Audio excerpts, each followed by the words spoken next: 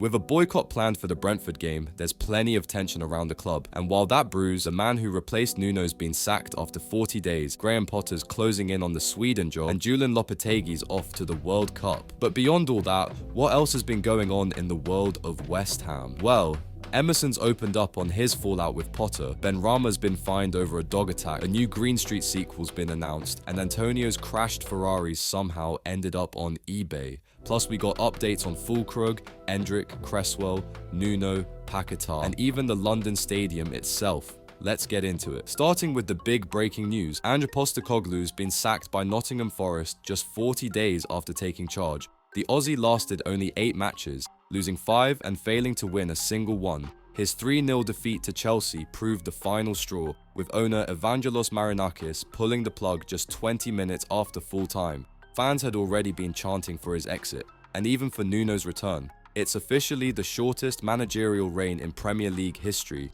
beating Les Reed's 41 days at Charlton. Big Ange told reporters just a day earlier that, if given time, the story always ends with me lifting a trophy, but Marinakis clearly didn't fancy waiting that long. And funny enough, while he's been shown the door, the one we just binned could already be back in work. Graham Potter is finalising a deal to become Sweden's new head coach. The 50-year-old is set for an initial short-term contract until March, focused on qualifying for the 2026 World Cup. Potter's always had a soft spot for Sweden after his 7 years at Östersund, where he took them from the 4th tier to the Europa League and famously beat Arsenal at the Emirates. He said this week, "I love the country and I love Swedish football. I'm in a very good place financially, so it's not about money anymore." After being sacked by West Ham last month, it looks like he's ready to rebuild in familiar surroundings. Speaking of recently sacked West Ham managers, a name I didn't expect to be talking about, Julian Lopetegui, who has found redemption quicker than anyone expected. The former West Ham boss has guided Qatar to the World Cup after a 2-1 win over the UAE. It makes him the first ex-Hammers manager since Ron Greenwood to lead a team to the tournament. Considering the way things ended for him in East London, especially after the death of his father, it's a decent turnaround for a man rebuilding his reputation. Moving on, Emerson Palmieri's opened up about how things really ended for him at West Ham. And for me, it was quite sad to hear. The former left-back spoke about how he was frozen out under Graham Potter, spending 50 days training on his own before finally moving to Marseille. He'd been told he wasn't part of Potter's plans, and talks with Marseille dragged on for weeks. Emerson said, "Before the transfer, I spent 50 days training alone. I was nervous, but I knew De Zerbi wanted me." He's since praised Roberto De Zerbi for treating him like family, saying he's never had a manager so passionate about the human side of football. He's now a regular starter in League One, thriving again after leaving for less than £1 million, and safe to say, he's feeling vindicated. Was a great player for us and is well respected by our fans. We'll always remember that performance he put in that final. Meanwhile, Saïd Benrahma has been fined more than £12,000 after pleading guilty to 2 counts of owning dangerously out-of-control dogs. The incident happened in July 2023, when his 2 XL bullies escaped from his Hornchurch home and attacked a golden retriever and its owner, Luke Reben. The owner suffered cuts to his arms and legs trying to fight the dogs off. Benrahma appeared by video link from a car in Saudi Arabia, where he now plays for Neom FC. The judge called it a very distressing incident and fined him £5,000 per dog, plus compensation and kennel costs. Now something that will cheer a few people up. The Green Street sequel is actually happening. TalkSport had the exclusive. Actor Leo Gregory, who played Bother, revealed filming will begin next year, 20 years after the original. The same producer who made the Rise of the Foot Soldier films is behind it, and Gregory himself is co-writing with Dougie Brimson, who wrote the first one. He called it a true sequel to the 2005 classic, not one of those spin-offs nobody watched. It'll pick up the story 2 decades later, and fans are already speculating which characters might return.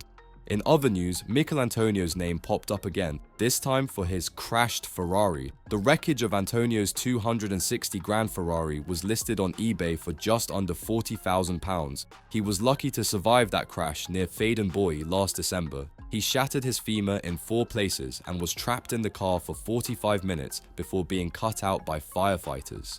The eBay listing, spotted by car YouTuber Matt Armstrong, described the car as unrecorded damage, meaning it wasn't claimed on insurance. It's since been taken down, but the photos showed the full extent of the crash.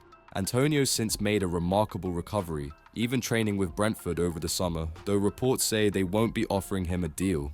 On the football side, it's been a rough start for Niclas Füllkrug. He's been ranked as the lowest rated striker in the Premier League according to Who Scored. No goals in 7 games, poor performances, and now another injury that could keep him out for weeks. And fans are calling the injury a blessing in disguise. He cost 27 million when he arrived from Dortmund last year, but he's yet to justify any of it. Nuno spoke briefly about Füllkrug's situation, saying, "He's had a scan and we're still waiting for the results. Then we can say exactly the time he's going to be out." He added, "No estimation yet. Depends on the scan, depends on each player having their own timing, hopefully as soon as possible." That leads us neatly into the January transfer plans. Team talks say West Ham are preparing to move for a young striker, someone in their early 20s to freshen up the attack. The names mentioned include Joshua Zirkzee, Karim Adeyemi, and even Ivan Toney, though Italy's been highlighted as a key scouting ground. And now, Fabrizio Romano's given an update on Real Madrid's Endrick, who West Ham have been linked with before. Romano says Endrick will push to leave on loan in January if he continues to be benched. He's only made 1 start all season, lost his Brazil call-up, and wants regular minutes ahead of the World Cup. Romano said several clubs from across Europe will make loan offers, and West Ham are among those watching closely. The idea is a 6-month loan where he plays, scores, and returns to Madrid next summer. In other transfer news, TBR Football report that West Ham are among several Premier League clubs tracking Toulouse centre-back Charlie Cresswell. The 23-year-old, who was heavily linked with a move to us in the summer, could be available for around £15 million in January. Since joining Toulouse from Leeds, he's made over 40 appearances and been one of their standout performers in League One. Liverpool, Everton and Palace are also said to be watching closely, so it could be one to keep an eye on. Meanwhile, Hammers.News report that West Ham will demand around £60 million to sell Lucas Paquetá, but not before 2026. The club and player are both happy to stay put, but if the right offer lands, the board could be tempted. Graham Bailey says Manchester City still admire him, but haven't bid since their failed £80 million attempt 2 summers ago. Paquetá's enjoying himself again after the spot-fixing case, with 3 goals already this season, and Bruno Guimaraes told ESPN he's back to his old happy self. Back home, there's been a big update on the London Stadium situation. Sullivan's insider Sean Whetstone says it's extremely unlikely West Ham will ever own the stadium in our lifetimes. Costs have topped £1.2 billion, with £700 million in losses, and no politician wants to be the one who sells it off. There's also the ongoing tension between Karen Brady and London Mayor Sadiq Khan, which Whetstone says is another major barrier. He believes the best West Ham can hope for is a deal like Manchester City's, leasing the ground to run it themselves. But full ownership, not happening before the 22nd century. And finally, some stability behind the scenes. Nuno Espirito Santo has confirmed that academy coaches Mark Robson, Steve Potts, Gerard Prendeville and Billy Lepine have all been permanently promoted to the first team setup. There were rumours he'd bring in his old staff from Forest or Wolves, but a senior club source told Hammers News his people won't be coming. Nuno praised the new setup, saying, "They know the club, the players and the people here very well, and that's a great strength for us." A rare bit of continuity for a club that's had 4 managers and nearly 40 player changes in 18 months.